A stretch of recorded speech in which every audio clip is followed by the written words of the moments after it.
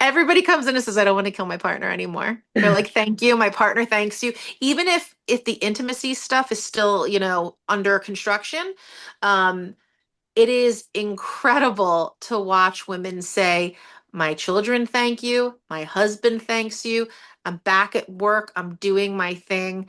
I'm living my life without rage. And I feel like rage is really that word that defines the start of the transition to me because our brains, I think, are so much more sensitive.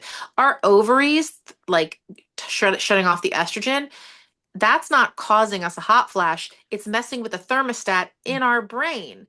Welcome to the Rock Your Midlife podcast, your transformative sanctuary designed to guide you through self-discovery and provide the tools you need to find your purpose and navigate life authentically.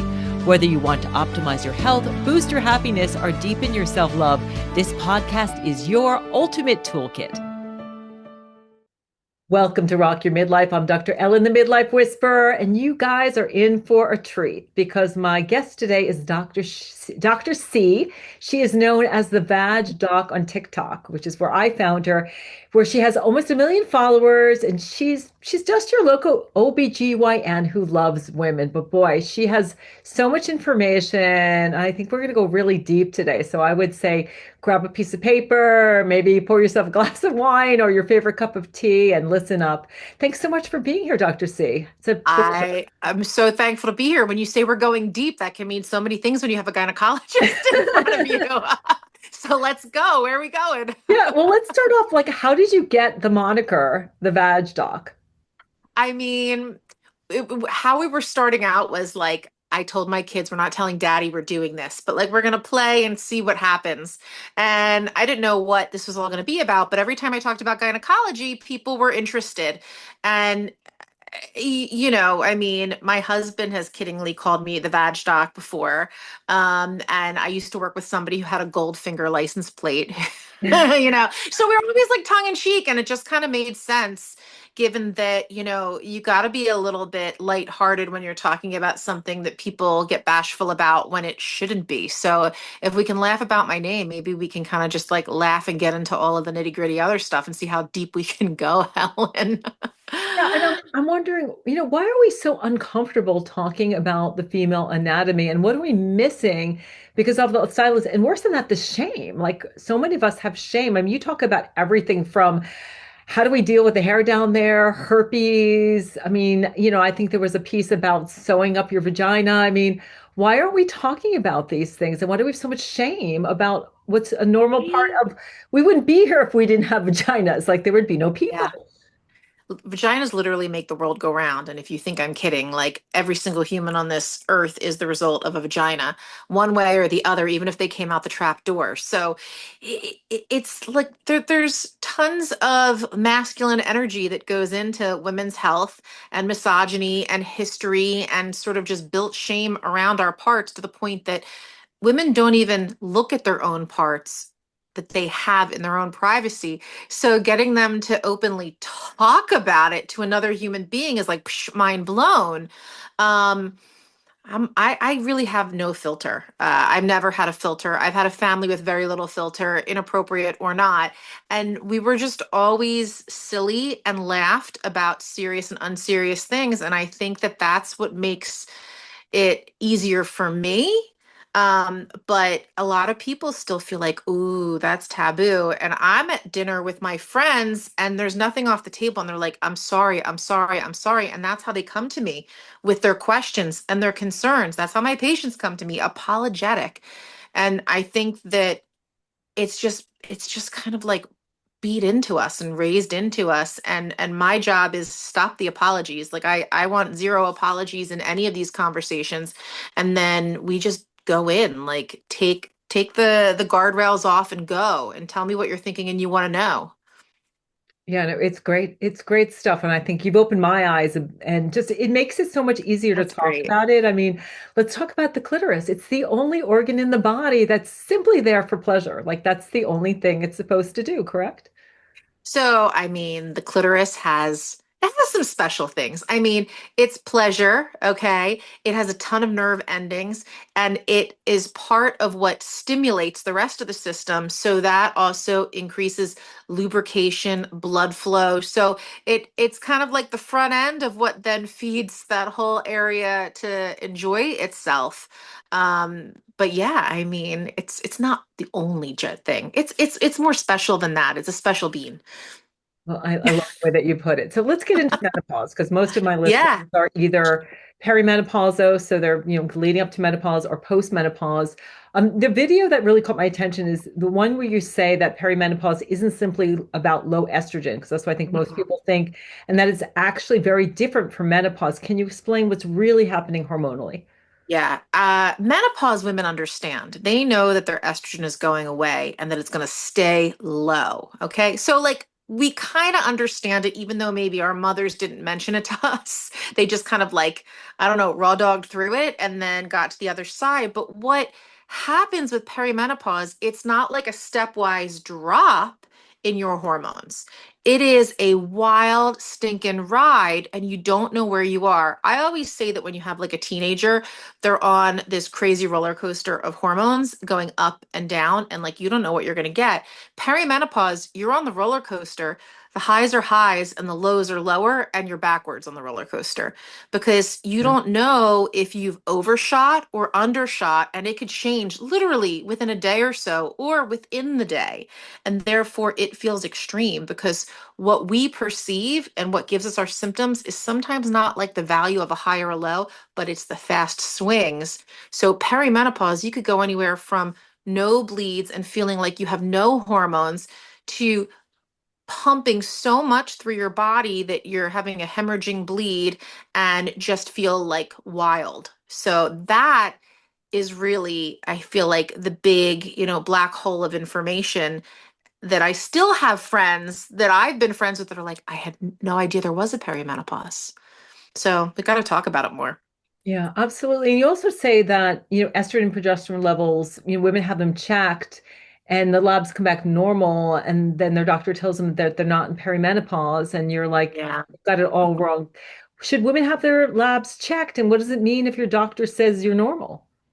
And That's what is that's a even normal? I great that's there's no everybody's normal and we're all a little like not normal, but that's okay. That's a good thing, right?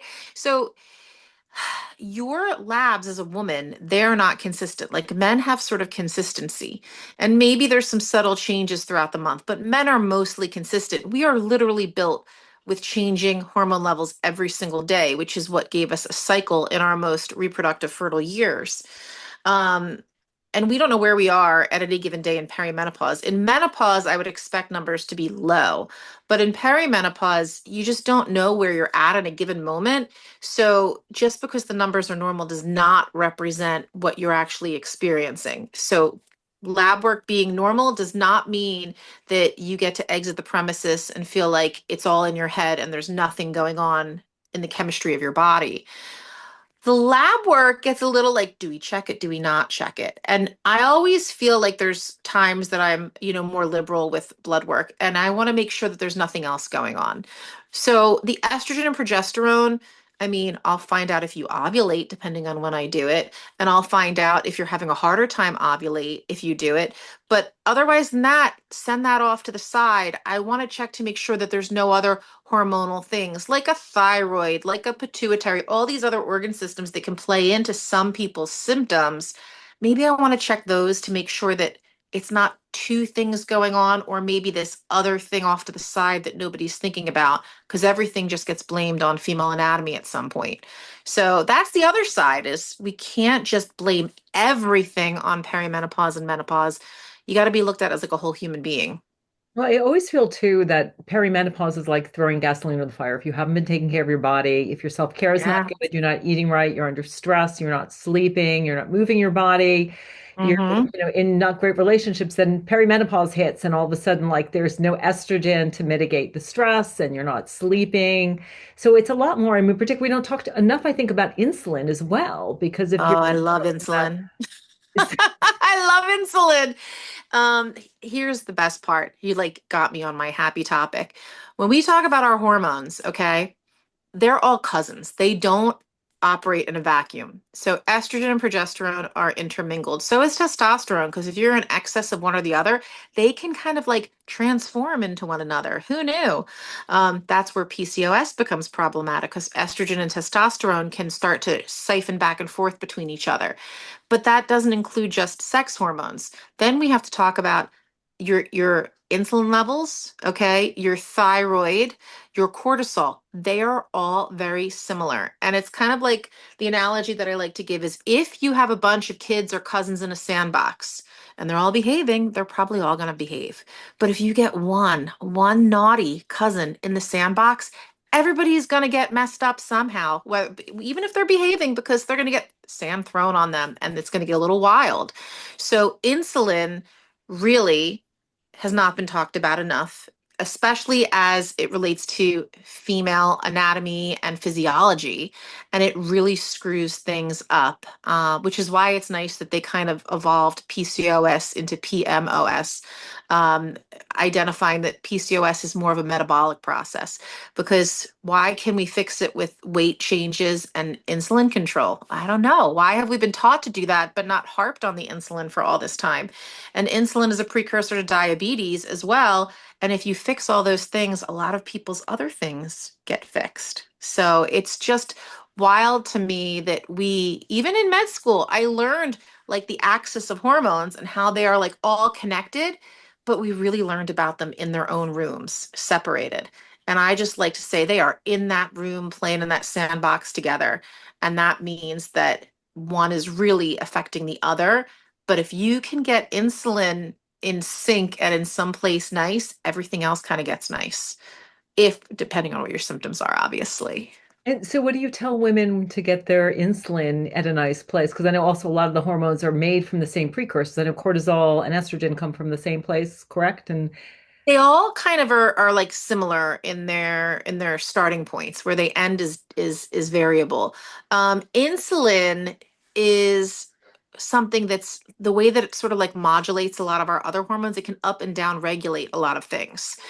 So it's not that insulin is acting like a sex hormone, but it is affecting how the other sex hormones operate and therefore disrupting cycles and letting the other ones get too high or too low or out of sync. And then therefore you end up as somebody who doesn't get periods anymore, but not because you're in menopause, but because you are in PMOS and your estrogen's off and your testosterone's through the roof.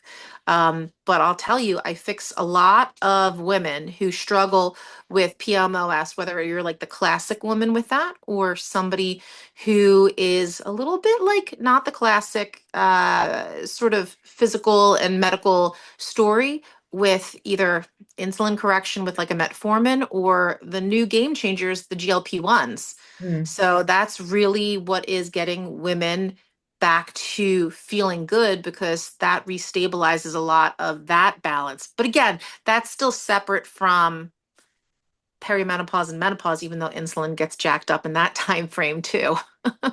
So how do you help women regulate their insulin during perimenopause and menopause? So here's what's fascinating about insulin is that you have an increased risk of diabetes once you become menopausal. Okay. And that's tried and true. We know that. That's been studied about 1.5 million times.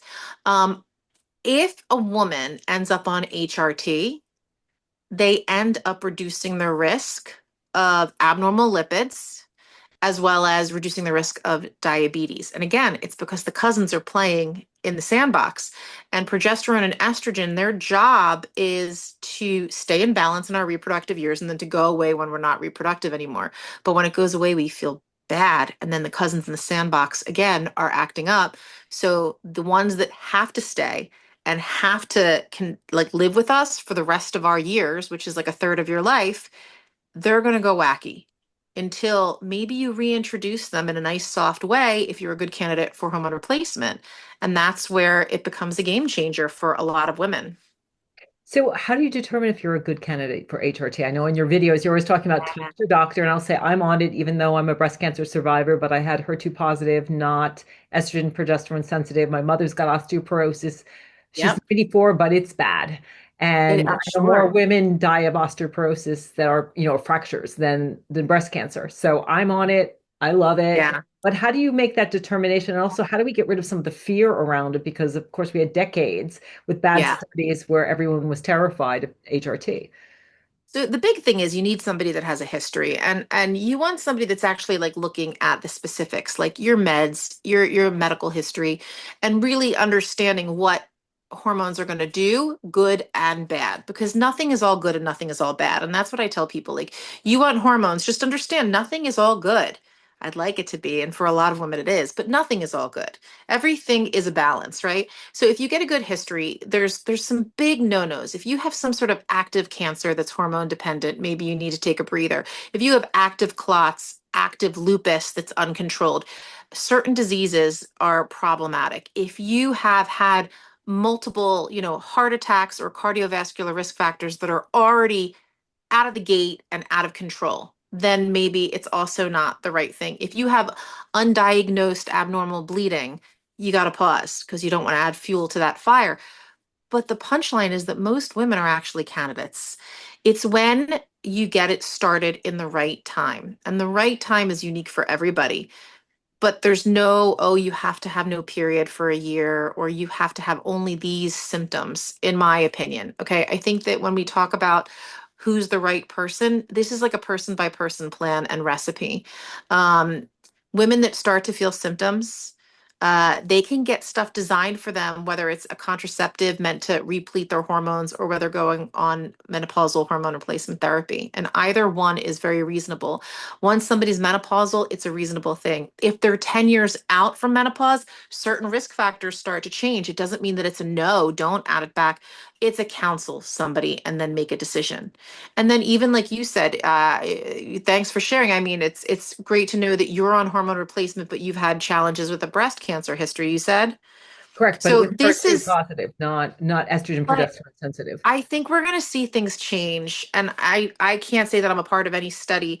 Um, right now, women who have estrogen or progesterone receptor positive breast cancers are pretty much told don't do it. I think that there's going to be a lot of looks at this in the future because breast cancer is 1 in 8 women are going to get breast cancer. Okay. 1 in 8 women are not going to die from breast cancer, but 1 in 8 women are going to get breast cancer. But the treatment of breast cancer can leave a lot of women feeling hormonally castrated, which means that you survive with a different quality of life that is not quality for a lot of women. And I think that the discussion has to open up and everybody has to mitigate their own risks and benefits because we all do things for our own reason. And some people may say, my quality of life is so strapped being hormonally castrated, I need to enter very gently into some repletion, understanding the risks are that I'm increasing a recurrence by whatever the perception is based on their history. So I think that's going to change, honestly. Right now, it's not. Just to be clear, I think it's a case by case. I've had some cancer survivors come in and not totally understand what it is that we're talking about, if we're going to replete or not replete. And I think that gets a little bit dicey because people want to feel good if they're going to live. But you also have to understand that we constantly go back to the breasts and back to the heart and back to the breasts and back to the heart. And that's what scared people. They all thought they were going to have heart disease or breast cancer from hormone replacement therapy. Um, 1 in 5 women will die of a heart related issue. Okay. But if you start hormone replacement at a reasonable time, which is in perimenopause and up to the first 10 years after menopause begins, you'll either have no change in your risk factors, but if you start it really before menopause, you'll actually have a risk reduction to your heart. Mhm. And if that's a higher risk for your life is heart issues, why are we not considering this as something that really needs to be talked about as preventative?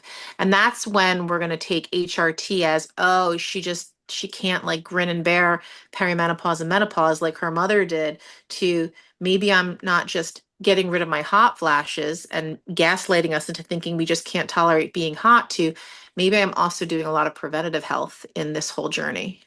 Yeah, it's brain and bone and muscle too. It's and All of heart, it. all of it. It's brain. There's still a lot of studies going on, but I think that we're going to see a lot of positives.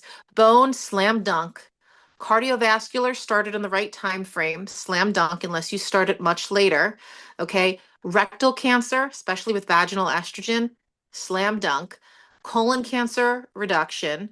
Estrogen only HRT if you don't have a uterus, risk reduces breast cancer. Oh. I mean, there's so many different components. Uh, Cholesterol goes down, insulin and diabetes issues usually improve. So if we are women that literally have estrogen receptors from the top of your head to the bottom of your toes, we got to stop looking at this like it's just ovarian failure. And something physiologic happens, our ovaries stop producing, but it's not a failure. We're supposed to have those changes, but it doesn't mean that we can't feel good through those changes. So when you see a patient who is a good candidate, HRT, I Hmm. hear this a lot. I mean, I'm not a doctor. I'm a psychologist and a dietitian and a wellness coach, but I hear from people all the time, I just want to go natural. Or this is a natural progression. I don't want it, even though there are so many benefits. What do you say to someone who's listening who goes, I just want to go through this naturally, when you know that in terms of health span and lifespan, HRT can really make a difference? Anybody can do what they want, right? Like I'm all, you get to kind of like choose your own adventure. And I think that that's important in all of our health. You want to treat something, treat it. You don't want to treat it. We see what the things are that come from it. But I think that there's been very poor understanding of the fact that there is such preventative benefits that do come from considering hormones and perimenopause and menopausal therapies down the road. So if there's, you know, is it more natural to go through without any hormones? I don't know. People used to die of diabetes and there was no choice because they didn't have insulin. So is it more natural to go without insulin if you're a type 1 diabetic as a 16-year-old? That's you can judge that yourself and everybody can be their own judge and jury, but I think that we have to understand it's not just like a luxury item and it's not just like a bougie treatment for women who don't like feeling tired and sweaty. It's really more than lifestyle, and it has so many medical sort of avenues that are getting investigated and researched and really starting to get supported. Um, and we have the data. It's just we as a community were lazy at looking at it for a long time because we got scared of the WHI study in the early 2000s.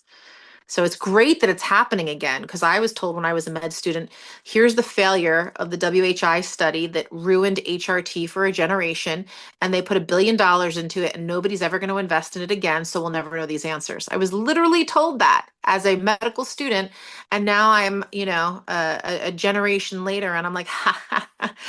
See, we deserved a little bit of attention in our female health because it is 30 to 40% of your life. So why would you not look at it? We're still looking at how Viagra works and how testosterone works for men.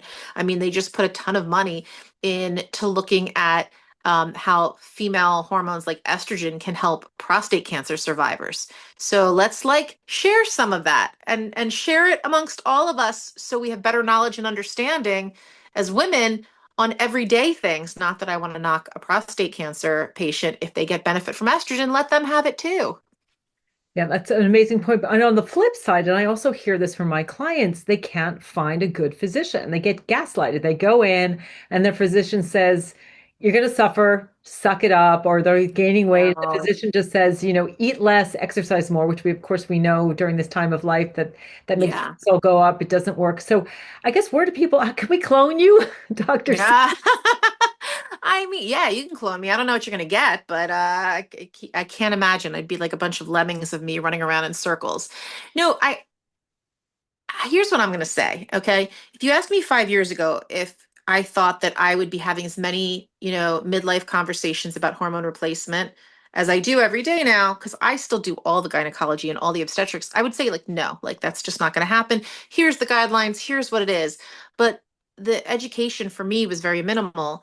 I had to kind of like pull my bootstraps up and do it myself. And it's been great. I mean, I feel more cutting edge because I've invested the time in knowing what I can know as it exists, at least in 2026. And in 2025 and 2024, it was still different then. I mean, it's such rapid fire new information all the time now.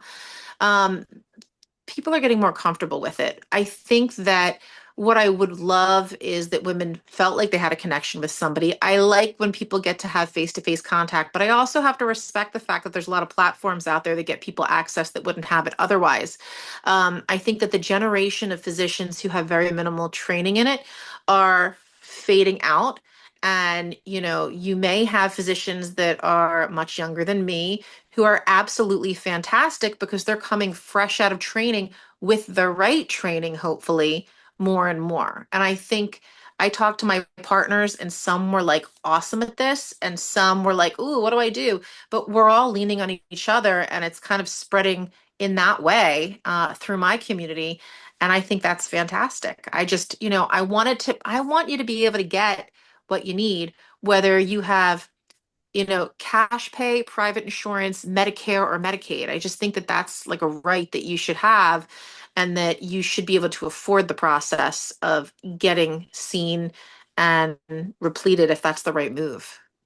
I would say to women to send your doctor to your TikTok to get Ah. educated about Well, things. people have told me they're like, I looked at your video, I took it to my doctor, I showed it to them, and they were ready to have the conversation with me. But I think that women, we suppress ourselves, right? We apologize and we suppress what we really want because we're thinking it's us. We're the annoying one. We're the one that's speaking too much and not really just handling it the way that we're supposed to.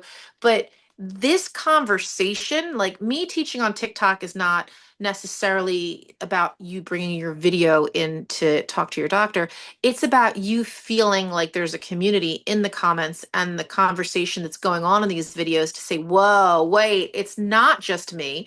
Now I can actually talk to my friends about it. Some have gotten stuff. I had no idea they were on it, and they were like so much happier.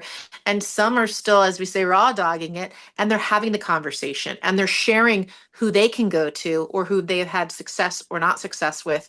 So women are moving the needle. I just hope that I'm the spark at the beginning of the conversation to get that going.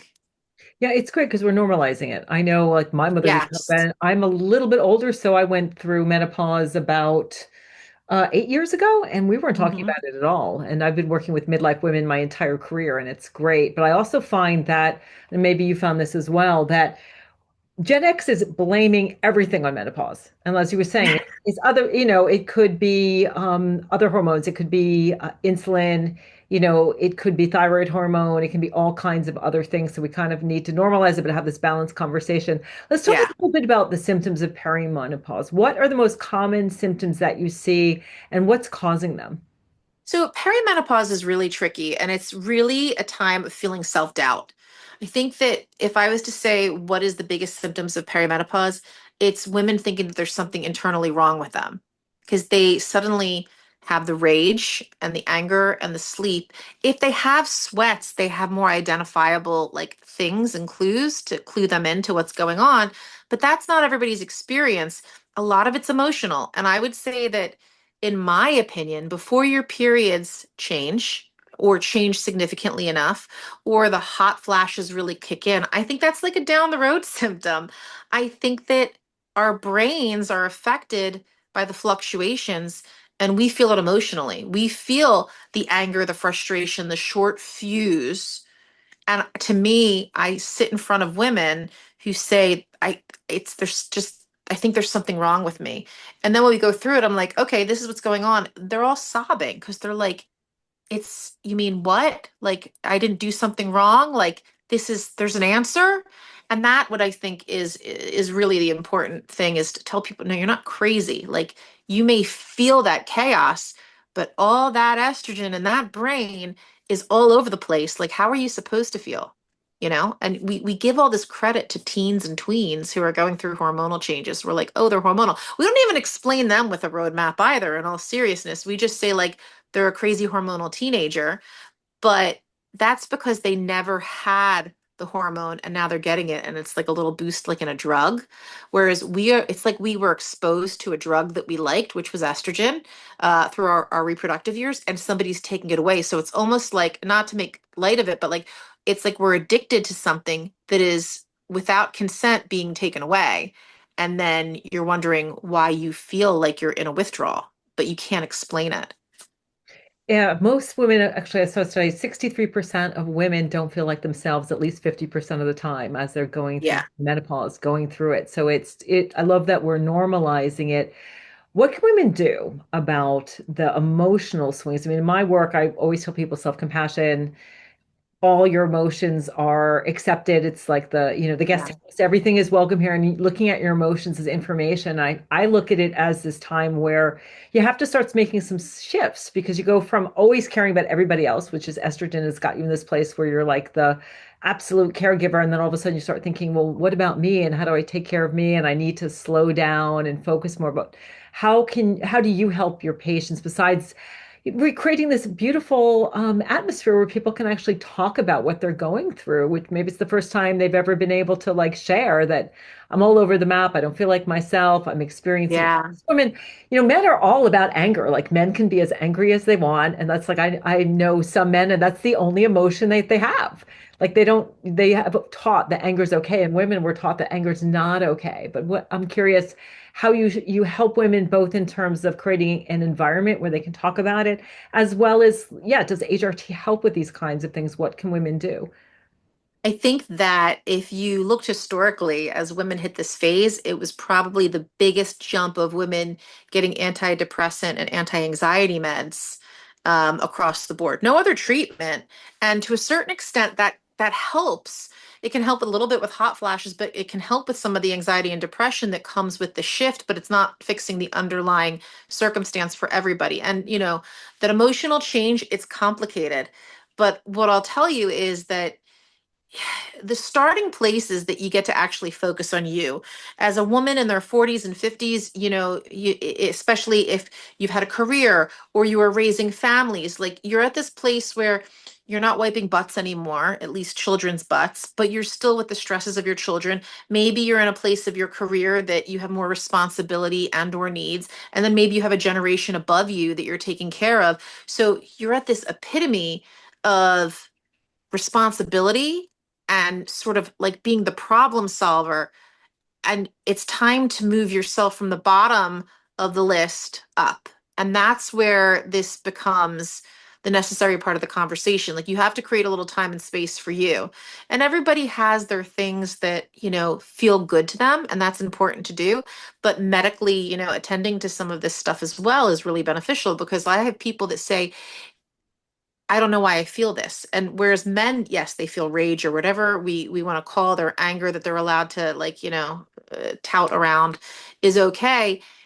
What is disruptive to women is they feel rage and anger and short fused, but they don't even know why. And that's where, to me, it says, okay, now I understand more. It's not coming from a bad situation or something outside of them that often come to us, or processing something that we didn't like. They have no explanation. They're like, I actually like my husband. I want to murder him, but I like him, but I still want to murder him. And then I'm like, okay, I see you, because I saw the last three women that were also just like you. And that's okay too. So it's that emotional shift and distress that really kicks in, that they can't even explain a why, right? That's where it's really kind of saying, okay, now it's time to talk about it, and to get people feeling like they're off the ledge and they don't even know how they got there, but they know that they're there. Yeah, it sounds like a real, Dr. Jekyll and Mr. Hyde, where, I've been Mr. Hyde my whole life, and then all of a And they sudden, just sit there and they swallow that tension and that anger and that anxiety until it bursts, because it's one thing to feel anger and have a place where it started, like you feel like it's rooted in something. But when it shows up and somebody's chewing gum and you're envisioning what you want to do to them in your mind in a bad way, all because they chewed the wrong way, you can sense that there's some like big exacerbation of their response that is outside of their normal range that they don't like. And they want to feel more in control and happy and just know that that's not a big deal, but they can't while they're in this like hormonal yo-yo fluctuation. so do you find that hormone replacement therapy helps with Oh my gosh. Everybody comes in and says, I don't want to kill my partner anymore. They're like, thank you. My partner thanks you. Even if the intimacy stuff is still, under construction, um, it is incredible to watch women say, My children thank you. My husband thanks you. I'm back at work. I'm doing my thing. I'm living my life without rage. And I feel like rage is really that word that defines the start of the transition to me because our brains, I think, are so much more sensitive. Our ovaries, like shutting off the estrogen, that's not causing us a hot flash. It's messing with the thermostat in our brain. So it's our brains that are depleted of estrogen and getting wonky that gives us a hot flash. But before we've screwed up the thermostat, all these other subtle areas like emotional regulation, mental processing, word finding are affected before you start to sweat and have like a drenching outpour at night. So I want to just give credit to the fact that like women's bodies are like super interesting and complicated.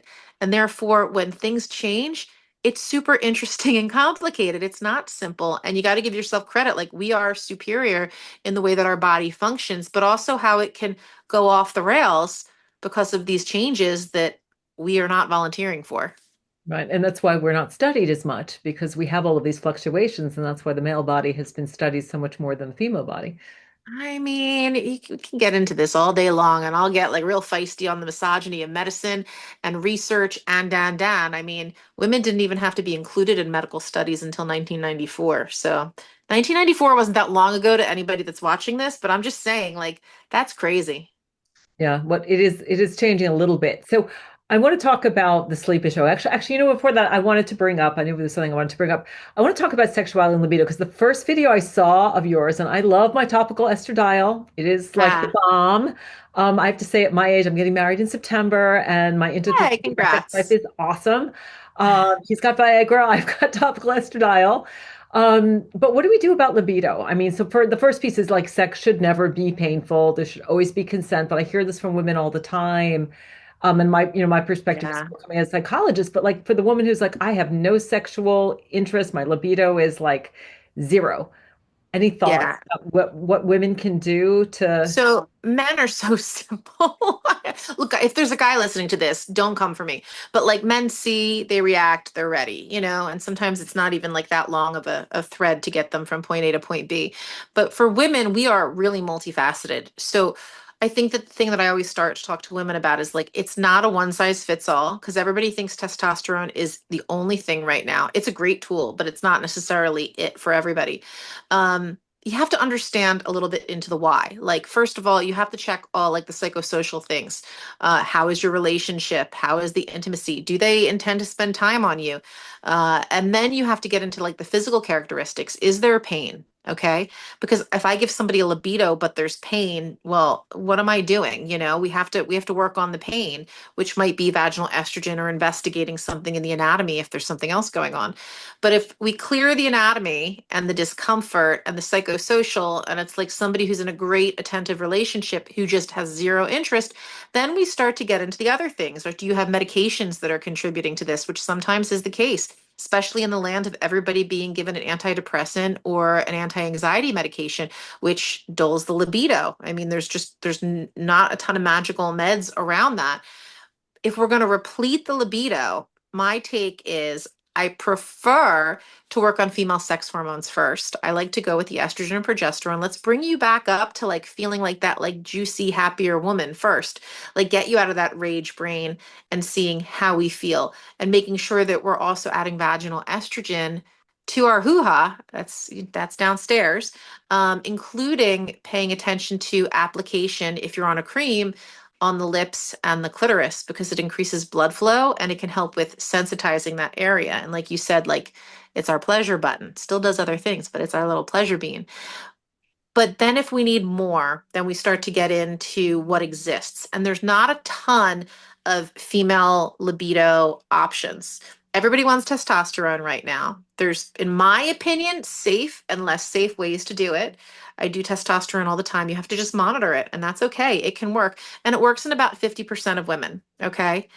It should be done a little bit more controlled than other hormone replacement because there's actually a therapeutic window that I think is nicer and not risking overdoing it and having like non-reversible side effects.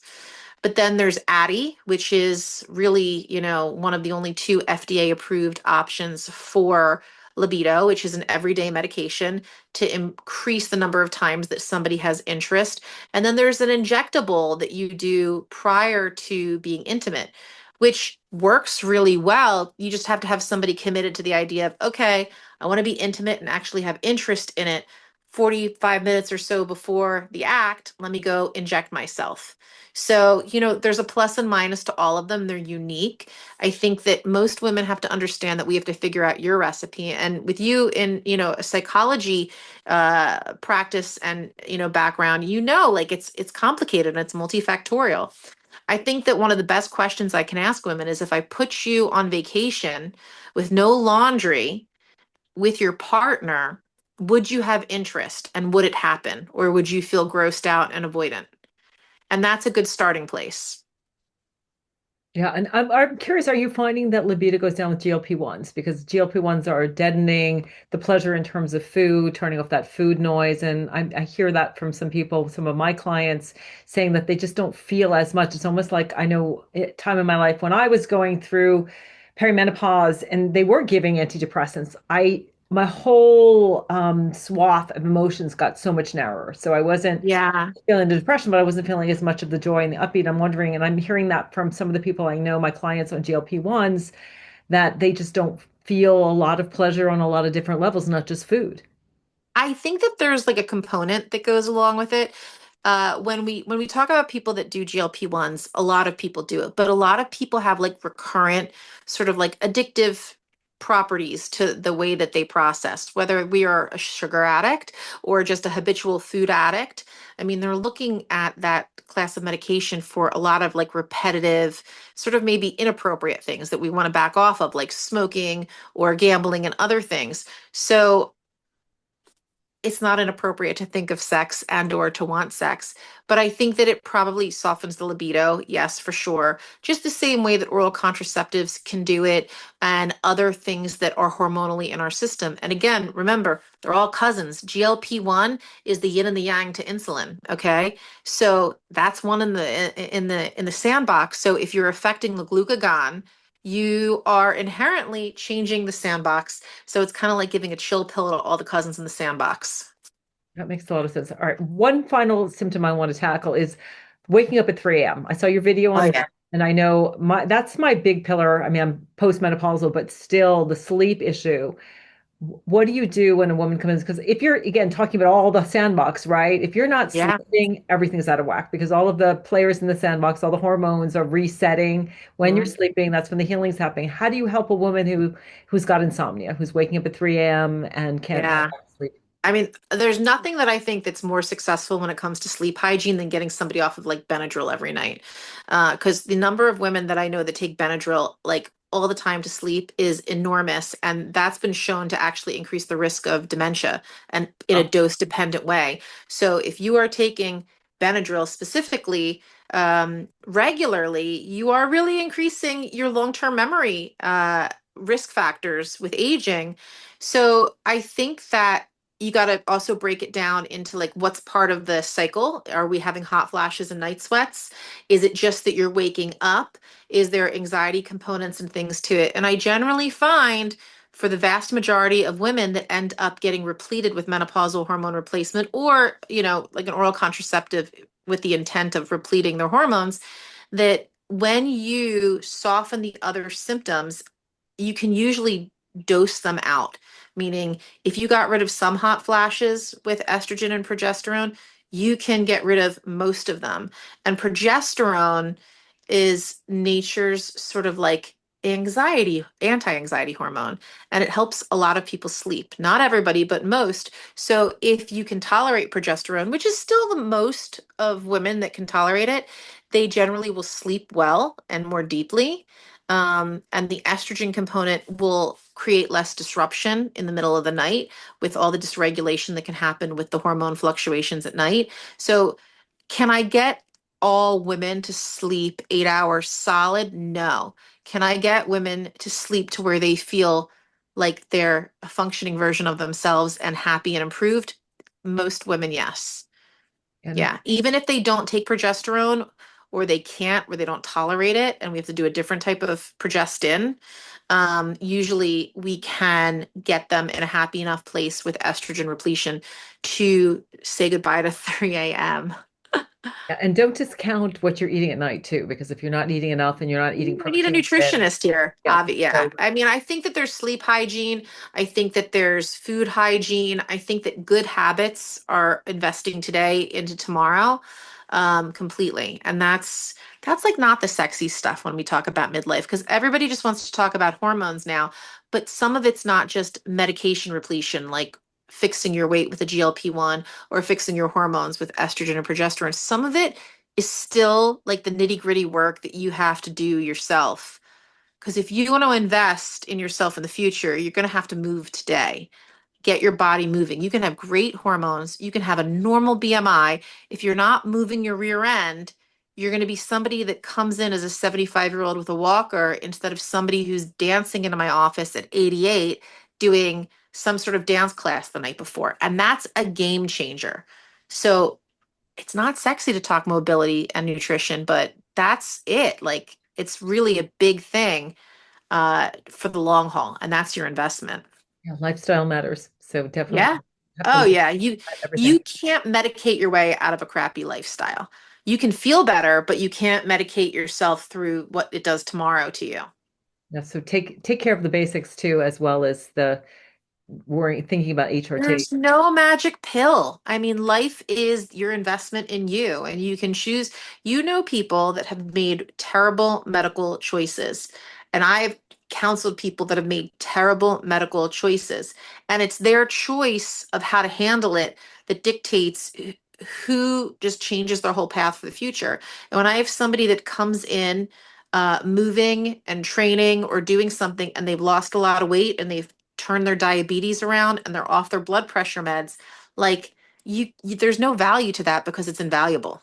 Yeah, absolutely. Well, my parents are 94 and 96, so I see what, what can happen when you Yeah. take great care of yourself. So I'm going for the healthy at 100. So one last question. Healthy If at there's 100. one thing you want women to take away from our conversation, what would that be? Speak up, because being quiet and sucking it up isn't it.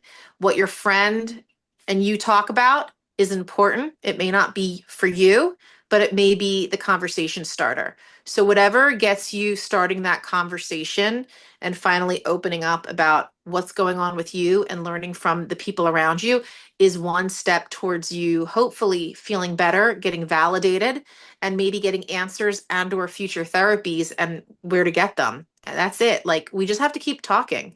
And that's why, I'm going to keep just educating. And I love that you want to talk about this, because the more that it's out there and normalized, it's going to, everything moves by, supply and demand. There's going to be more providers to offer these services, the more it's wanted. And that's incredibly huge for all of us, because I am not a one man show, one woman show. Let's be honest, this is about ladies. But I want there to be a million people doing this. I want them to do it right and safely. And that's where the more that women speak and the more that they ask, the more it's going to happen. It doesn't move as fast in female medicine sometimes, but it's moving for the first time in 25 years, which is incredible. Yeah, it is moving a lot. So speak up. And I think that's so important too because of the shame. And I Yep. think that we're taught so much to be ashamed of our bodies, to be ashamed of aging, to be ashamed, even, periods, like be ashamed of your period. Like it's ridiculous. It's like normalizing it, speaking up, not feeling ashamed because shame is like you're bad and you're not. There's nothing wrong No. with you. This is normal. So Dr. C, the Vag Doctor, people want to hear more from you. Where do they go? I mean, you can find me on TikTok at the Vag Doc, on Instagram. Very soon, by the end of the summer, just because I'm tongue in cheek and to keep the conversation going, I have a coloring book coming out with all of your representative ideas of what it is to go through midlife and to feel validated that it's so normal that somebody made a coloring book out of it. And, we're going to just keep going. So come find, learn your women's health class stuff. I love it when people ask their questions. I try to get back to what I can. And, if there's, three more people that are better at me than this that follow behind and do it even better, then I've won, because that just means it's more and more normal and accessible and there for all of us. Well, thank you for everything you share. You know what? And nobody's better than you because you're you. I mean, that's why you're doing so well on social media, because you're authentic and you're Well, I sharing your appreciate truth it. and you're sharing your passion. And I love what you're doing. So check out the Badge Doc on Instagram and TikTok. And gosh, let me know when the coloring book comes out. I have so many besties I want to like give it to. That's Oh amazing. my gosh, I'll show you before we get off, because it's like it's almost there. It's almost there. It's really close. All So, right. but it's super fun. We'll put all of that information in the show notes. And I'm so honored to have you here. Thank you. I've learned a Thanks lot. for having me. This is great. It's been a true pleasure. Thank you everyone for listening. Let me know what you think about the show and the kind of guests you'd like to hear, and do check out the Badge Doc. She is amazing. You will learn so much. Welcome to the Rock Your Midlife podcast, your transformative sanctuary designed to guide you through self-discovery and provide the tools you need to find your purpose and navigate life authentically. Whether you want to optimize your health, boost your happiness, or deepen your self-love, this podcast is your ultimate toolkit.